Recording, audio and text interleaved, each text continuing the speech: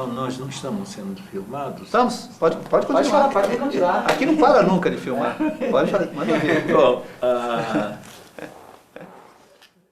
Bom, nós não estamos sendo filmados. Estamos? Pode continuar. Pode falar, pode continuar. Aqui não para nunca de filmar. Pode falar, manda ver.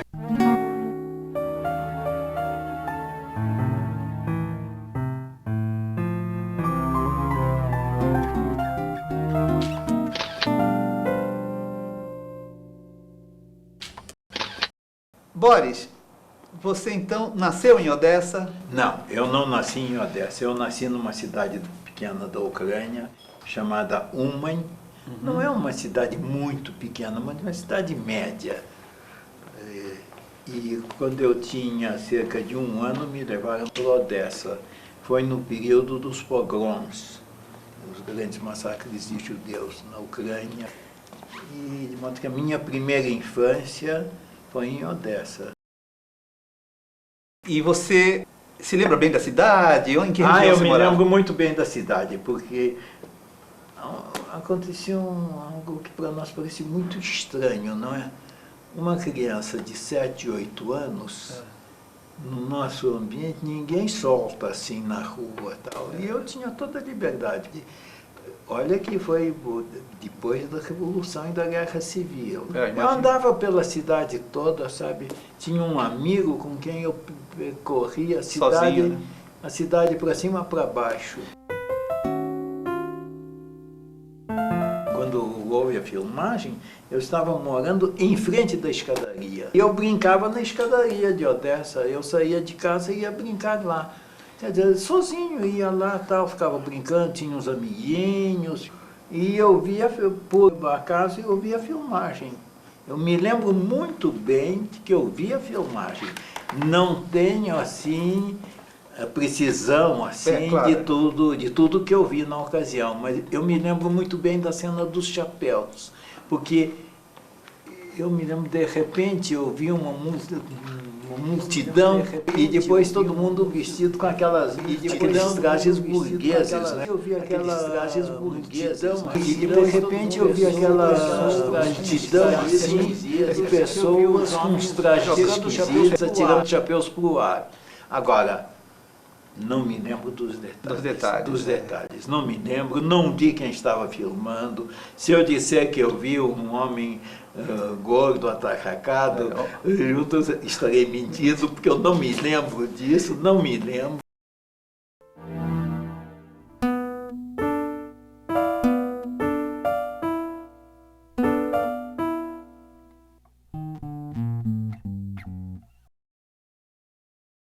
Já no Brasil, eu devia ter uns 10 anos, 9 ou 10 anos, meus pais me levaram para ver o filme. Ainda na época do cinema mudo? No cinema. Você chegou aqui em 25 mesmo? Havia um piano tocando, mas não era música, a gente sabe hoje em dia que não era música que original. O Eisenstein queria que fosse tocada. Esta que foi agregada foi feita na época do Shostakovich? Não. Essa do Shostakovich, essa que foi agregada. Houve várias músicas agregadas, uma delas, numa das versões, é com música de Shostakovich. Nem sempre é muito boa essa música, eu acho. É pouco excessiva. Mais ainda, essa música do Shostakovich, eu não sou capaz de julgar, sabe? Eu não sou capaz de julgar. É uma música muito imponente, não é? É uma música muito imponente. Romântica até. Agora, ela contraria uma norma do próprio Eisenstein, que o Eisenstein, quando ele viajou antes dele viajar para o Ocidente, ele assinou com o Pudovkin e com o Alexandrov um manifesto sobre o cinema sonoro, que na Rússia não existia. Eles viajaram para o exterior com a intenção justamente de se familiarizar com o cinema sonoro. E eles fizeram um manifesto, e numa das passagens do manifesto, eles se declaram contrários à música puramente mimética. A música que simplesmente coloca os sons, que a música que nós diríamos realista, não é? Simplesmente realista. Realista no cinema mais imediatista. Mas eles então se declaram contra e dizem que a música deve ser um elemento da montagem. E que eu não preciso, se eu fizer um filme, eu não preciso mostrar os sons daquilo que o espectador está vendo. Que aquilo já está se vendo. Já está se vendo. Então, por exemplo, eu posso colocar no filme soldados marchando e o público só ouve o som dos passos e não vê os soldados.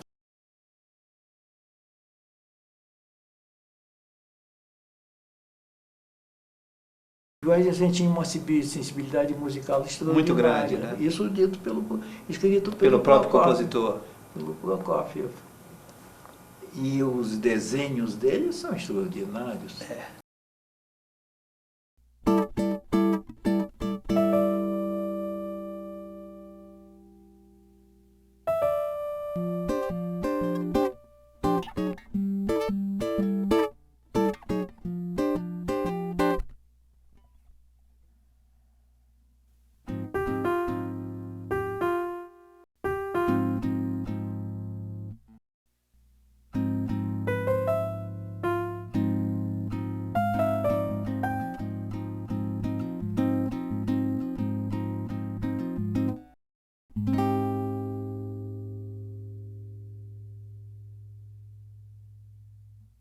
Tem o período do Eisenstein no teatro também, que é muito legal, né? Como? O período que o Eisenstein era diretor de teatro.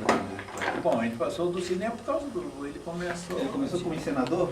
Eu achei que ele tinha vindo do desenho. Ele passou pelo cinema a partir do teatro. Bom, nós não estamos sendo filmados. Estamos? Pode continuar. Pode falar, pode continuar. Aqui não para nunca de filmar. Pode falar, manda ver. Bom, ele estava montando dirigindo uma peça. Chamava-se O Mexicano, né? E ele resolveu colocar lá uma cena filmada, projetar na tela. Interessante. No espetáculo teatral. No cenário, né? No cenário se colocava a tela e ele projetava lá uma cena. Ele projetava. Foi assim que ele se iniciou no cinema. Então ele deve ter filmado essa cena para projetar, né? Claro. É interessante, já era um espetáculo de multimídia, né? Para a época, isso do quê? Nos anos 10, provavelmente? 1915, 16? Não, isso na década de 20. Ah, Isso sim. na década Mas de... quando ele fez a greve? A greve é de 1924. Ah, 24. Tá. Então começou nos 20, né? Foi o primeiro filme assim, de longa-metragem que ele fez, foi a greve. A linha geral também tem um que é posterior a esse, né? É posterior, a linha geral é posterior, que depois mudaram o nome, porque a linha mudou, a linha do partido mudou. Então mudaram o nome do filme, passou a se chamar O Velho e o Novo. Ah, verdade. Por causa disso, o Velho e o Novo, porque a linha do partido tinha mudado. E o Eisenstein foi discípulo do Meyerhold, né? Vsevolod Meyerhold. Meyerhold. Assim, adoração pelo Meyerhold, tanto é que ele salvou o arquivo do Meyerhold, que era perigoso, perigosíssimo fazer isso. Foi morto, né, por Stalin. O Meyerhold foi fuzilado. E ele salvou, quando o Meyerhold estava para ser fuzilado, ele foi à casa do Meyerhold e retirou o arquivo todo, e guardou o arquivo todo numa casa de campo. Arriscou a vida, praticamente, para salvar o arquivo do Meyerhold.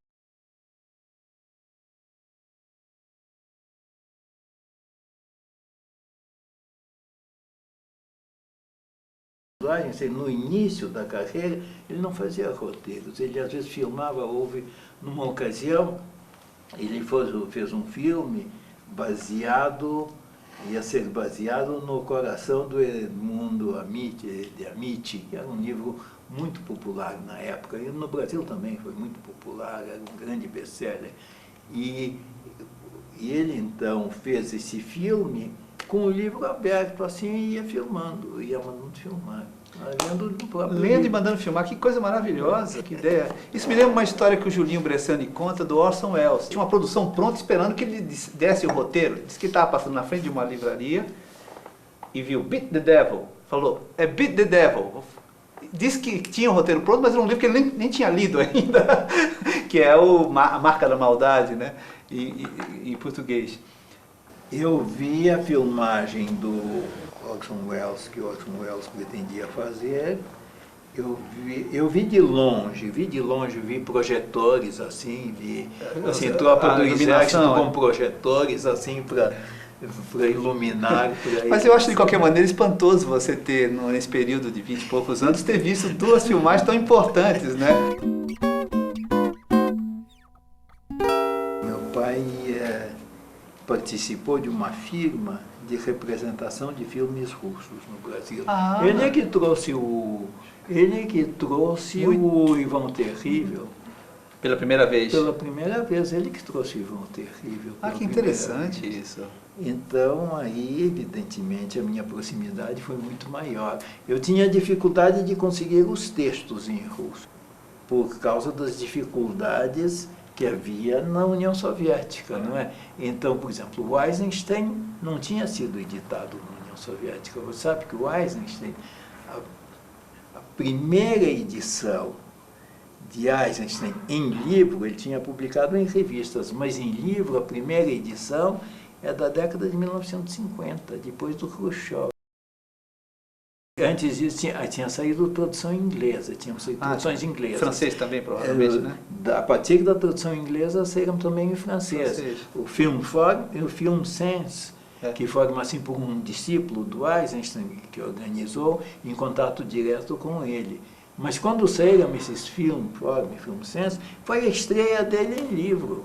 Então, nessa época, você viu todos os filmes. Ontem... Não, todos não. Ainda não? Não. Alexandre Nevsky? O Alexandre Nevsky, sim, meu pai que trouxe o Alexandre Trouxe Nevsky. também. Aliás, o Alexandre Nevsky, eu tinha assistido durante o Estado Novo ainda. Eu tinha assistido durante o Estado Novo, foi exibido o filme, mas não vinha o nome Alexandre Nevsky, porque o nome é russo, então o russo era suspeito. Então chamava-se Os Cavaleiros de Ferro. Eisenstein era uma figura importante no Brasil. Bom, eu vim ao Encoraçado quando eu tinha uns 10, 11 anos. Então quer dizer que circularam os filmes um pouco. O pouco que circularam já deixaram marca profunda. Eu havia estudos sobre cinema russo.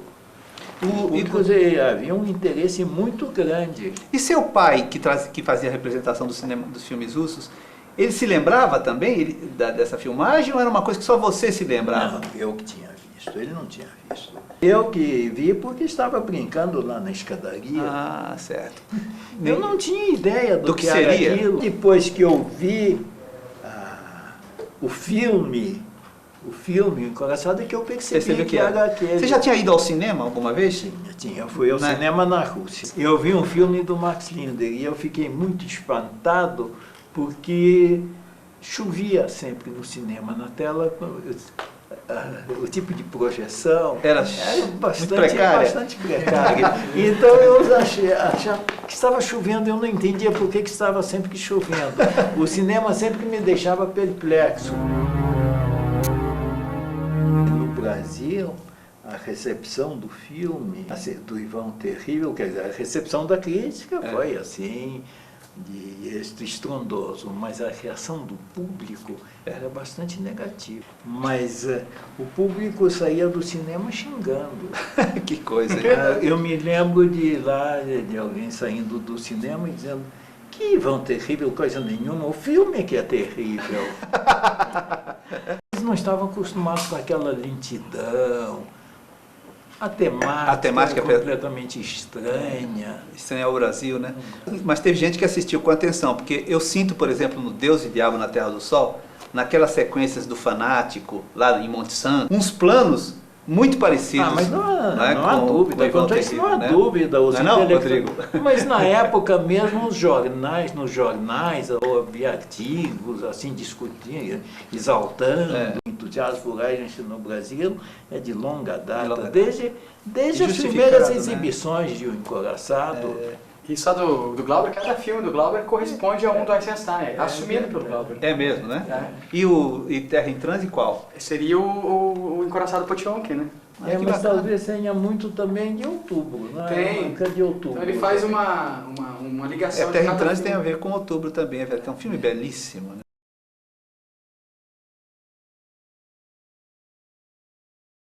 montagem dele tem muito de Também, metáfora, muito de metáfora. Quero ver uma exemplo. metáfora e às vezes até símile, não é? Símile, quer dizer, isto é como aquilo, não é? Isso é símile, isso não é metáfora. Por analogias, né? Há uma passagem muito engraçada, não, a passagem não é engraçada a adaptação que fizeram, a tradução para o português, que numa das versões de outubro, os vermelhos vão atacar o Palácio de Inverno. Um dos atacantes grita, a mãe, e o outro do outro lado responde, a tua. Quer dizer, é exatamente como se fosse em português. Isso é igualzinho, igualzinho. E aí o Eisenstein coloca uma montagem muito irônica. Depois de aparecer esse diálogo, a mãe, a tua, ele mostra cenas de maternidade, de quadros do Hermitage, em que aparecem cenas de maternidade, quadros dos grandes mestres da pintura. Agora, o tradutor, em vez de traduzir isso, a mãe, a tua, ele põe, e então se ouviu uma sucessão de palavrões. E o público fica sem entender por quê. Depois dos palavrões entram as cenas de maternidade. Bom, o Tisset, que foi o fotógrafo do Eisenstein... Foi de todos os filmes, né? De todos os filmes do Eisenstein, parece-me que de todos. Ele era realmente extraordinário. Bom, basta ver os filmes do Eisenstein, sem dúvida, para a gente se convencer disso. Mas ali acho que ele se superou. Esse filme é o seguinte, ele se chama O Prado de Begin. O Prado de Begin é o nome de um conto de Turgenev. Mas o conto de Turgenev só tem o ambiente rural que aparece no filme, só.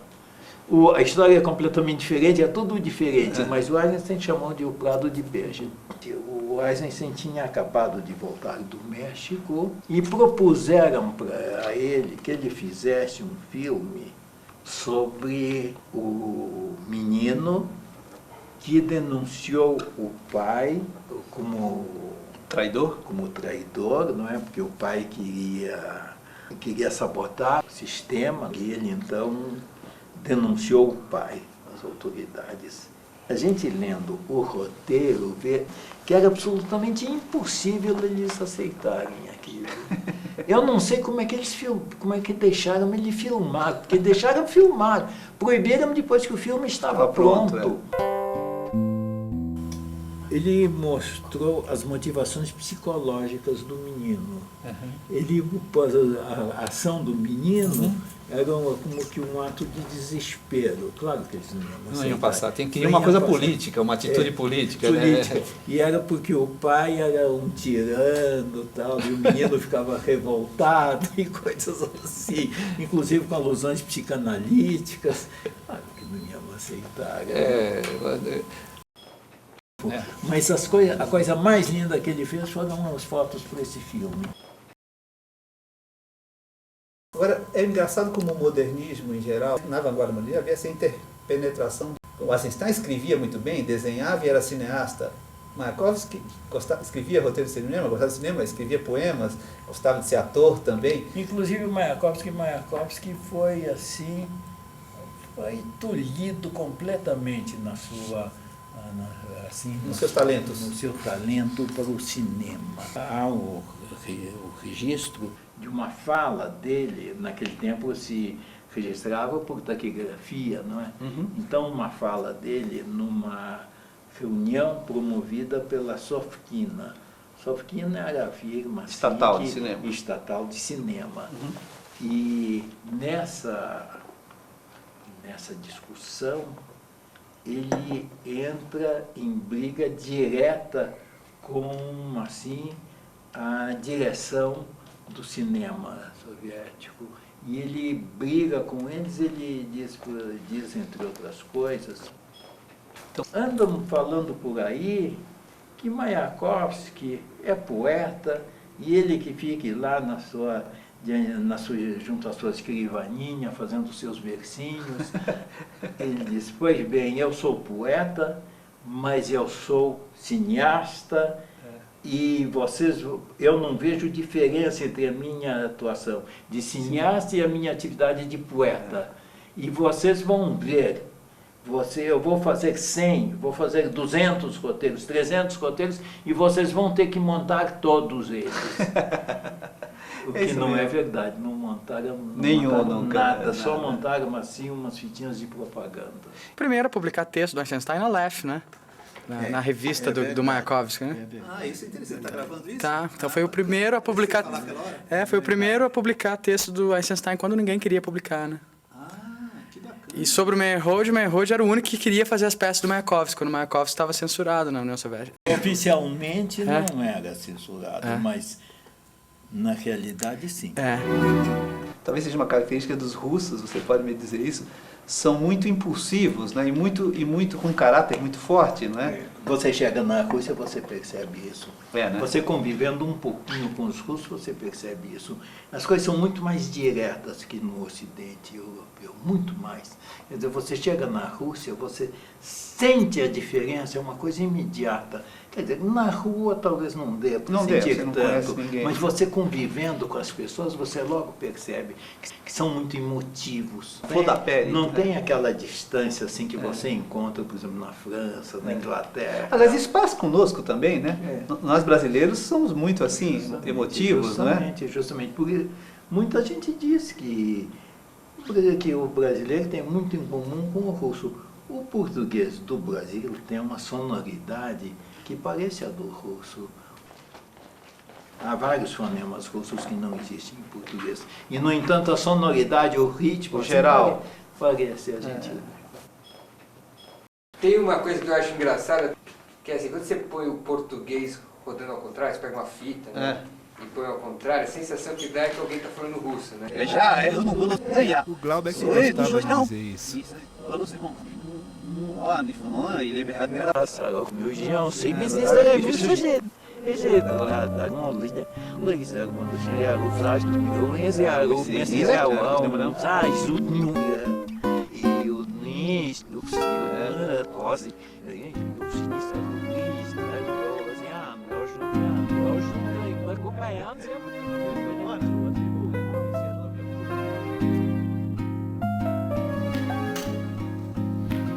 Aqui eu me vejo na Rússia e lá eu enxergo o Brasil.